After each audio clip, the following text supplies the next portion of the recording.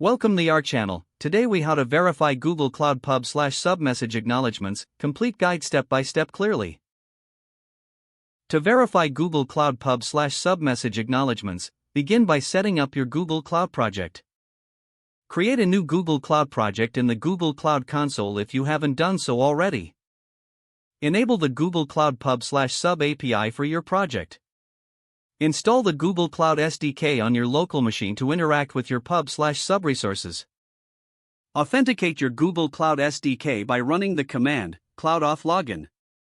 Next, create a Pub/Sub topic using the command cloud pub subtopics create topic_name.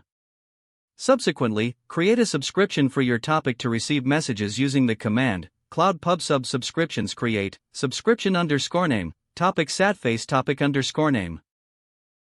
Publish a test message to your topic using the command cloud pub subtopics publish topic_name message test message. Pull messages from your subscription to verify delivery with the command cloud pub sub subscriptions pull subscription_name limit equals 1 autoack. Make sure to capture the message ID of the pulled message for later verification. Now, acknowledge the message by using the command cloud pub sub subscriptions ack subscription_name ack id satface ack_id.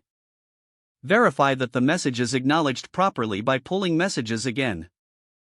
If the acknowledged message does not appear in the subsequent pull request, it indicates successful acknowledgement.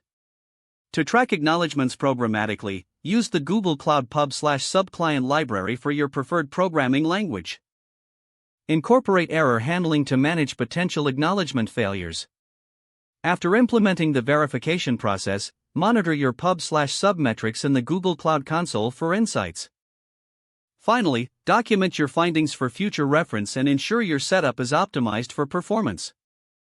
If the page does not load, refresh the browser or try again in a private or incognito window. Make sure you are using the correct email address, then retype it carefully to avoid small typos. If your password is not accepted, use the reset option and create a new strong password you can remember. Check your spam folder for verification or security emails, then complete any requested confirmation steps.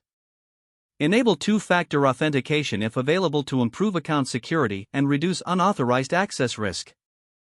After signing in, review your profile details so your contact information and settings are accurate and current. If you see an error message, note it down and try again after restarting your device and internet connection. Log out when you finish, especially on shared devices, to keep your account and payment information secure.